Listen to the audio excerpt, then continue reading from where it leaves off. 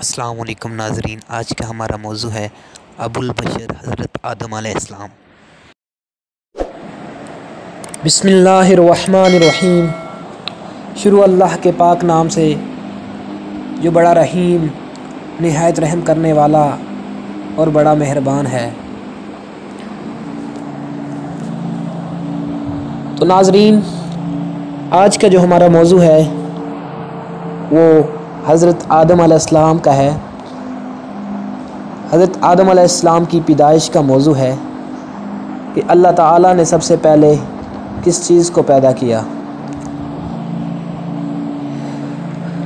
تو ناظرین، اللہ نے سب سے پہلے کس چیز کو پیدا کیا، اس بات میں مفسرین کی مختلف رائے ہیں اور حدیث کی روشنی میں انہیں واضح بھی کیا گیا ہے، مگر یہاں پہ جو ہمارا تعلق وہ ہے حضرت آدم علیہ السلام کی ذات سے ہے، اس لیے ابلیس اور آدم تک ہی محدود رکھتے ہوئے آپ کو بیان کر رہا ہوں۔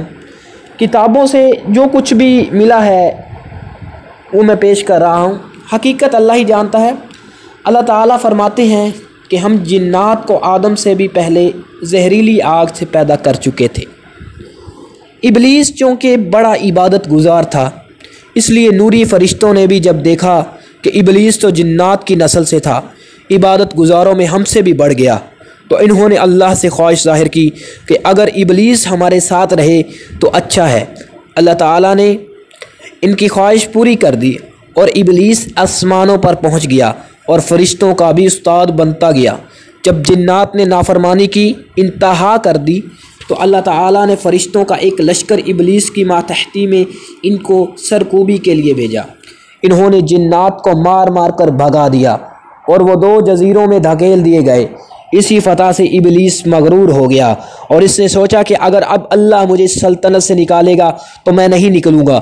گویا ابلیس خدا کے مقابلے میں اترنے کی نعوذ باللہ تیاری کر رہا ہے، مگر دوسری طرف اللہ جو مختار کل ہے، اس کے دل کی جو بات کا جواب یوں دیتا ہے کہ تھوڑے دنوں کے بعد فرشتوں نے لوح محفوظ پر دیکھا کہ عنقریب ایک مقرب بارگاہ الہی عذاب الہی میں گرفتار ہوگا۔ فرشتوں کو فکر لاحق ہو گئی اور وہ آپس میں ایک دوسرے سے اس کا ذکر کرنے لگے۔ فرشتوں کو فکر کرتے دیکھ کر ابلیس کو بھی معلوم ہوا تو کہنے لگا، اس قصے کا ہم سے تعلق نہیں، اور ابلیس سمیت تمام فرشتے اس مردود پر لعنت بھیجتے رہے۔ ایک روز ابلیس نے اللہ سے کہا، اے خدا، تو مجھے اس فرشتے کا نام بتا دے جو تیری نافرمانی کرے گا تاکہ میں اسے ہلاک کر دوں۔ تو اللہ نے فرمایا، تھوڑے عرصے کے بعد تمہیں خود اسی کا پتہ چل جائے گا۔ پھر اللہ تعالیٰ نے زمین کو حکم دیا کہ ہم نے تم سے ایک مخلوق پیدا کرنے والے ہیں، جس میں سے بعض میری فرما برداری کریں گے اور بعض نافرمانی کریں گے۔ جو فرما برداری کریں گے انہیں میں بہشت میں جگہ دوں گا، اور جو نافرمانی کریں گے ان سے دوزخ کو بھر دوں گا۔ زمین نے عرض کیا، بہشت میں جانے والوں پر میں بہت خوش ہوں، مگر جو دوزخ میں جائیں گے میں ان سے خوف محسوس کرتی ہوں۔ اور اس خوف میں زمین اس قدر روئی کہ اس کے آنسوؤں سے ریاں بہہ گئیں۔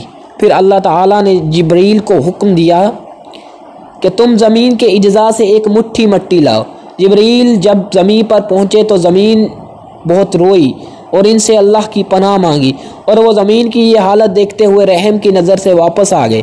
اس کے بعد اللہ تعالیٰ نے میکائیل اور اسرافیل کو باری باری بھیجا، وہ بھی اسی طرح واپس لوٹ آئے۔ آخر میں اللہ تعالیٰ نے حضرت اسرائیل کو بھیجا اور وہ زمین کی گریہ وزاری کے باوجود مٹی لے آئے۔ اے اللہ نے پوچھا، تمہیں زمین کے پناہ مانگنے پر ترس نہ آیا؟ تو کہنے لگا، ترس کرتا تو حکم خداوندی کی تعمیل کیسے ہوتی؟ اللہ نے انہیں ملک الموت مقرر کر دیا۔ اسرائیل نے کہا، اے اللہ، موت دنیا میں مکروہ چیز گنی جائے گی، اس میں تیرے نبی اور پیغمبروں جیسی ہستیاں بھی ہوں گی، اس لیے لوگ مجھے اپنا دشمن سمجھیں گے۔ اللہ نے فرمایا، ہم موت کے لیے بیماریاں بنا دیں گے اور دنیا کی نظریں بھی تمہیں دیکھ نہ سکیں گی، کیونکہ حضرت اسرائیل علیہ السلام نے زمین کے مختلف اجزاء سے مٹی اکٹھی کی تھی، اس لیے دنیا میں انسان بھی مختلف صورتوں کے پیدا ہوتے ہیں۔ اس کے بعد آدم کے پتلا کا خمیر۔ اللہ تعالیٰ نے حضرت آدم علیہ السلام کی مٹی کو 40 دن تک بھگویا اور خمیر ہوتا رہا، پھر اس مٹی کو 40 سال تک سوکھنے دیا، یہاں تک کہ اس سے کھنکھناتے برتن کی آواز آنے لگی، تو اللہ نے اس سے آدم کی صورت بنائی۔ ادیم چونکہ زمین کی سطح کی مٹی کو کہتے ہیں، اس لیے اس پتلے کو آدم کہا گیا۔ فرشتوں کا ڈرنا۔ جب یہ پتلا ایک ٹھیکری کی طرح پڑا تھا تو ابلیس اور تمام فرشتے اس کے قریب جانے سے ڈرتے تھے، مگر ابلیس جب خاکی پتلے کو ٹھکرا کر بھاگتا تھا تو اس سے مٹی کے برتن کی آواز آتی تھی، اور ابلیس تعجب سے اس کے پاس آ کر کہتا تھا کہ اے خاکی پتلے، تو کوئی بڑی چیز نہیں، مگر سوچتا یہی تھا کہ یہ کسی بڑے کام کے لیے بنایا گیا ہے۔ کبھی کہتا تھا کہ اگر خدا نے تجھے میرے قبضے میں دیا تو میں تو تجھے مار ہی ڈالوں گا، اور اگر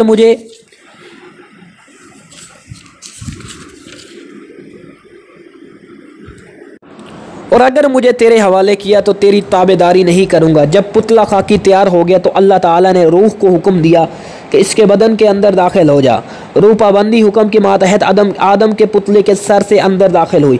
آدم علیہ السلام کو چھینک آ گئی اور زبان سے فوراً الحمدللہ نکلا۔ اللہ نے بھی فرمایا یرحمک اللہ، یرحمکم اللہ۔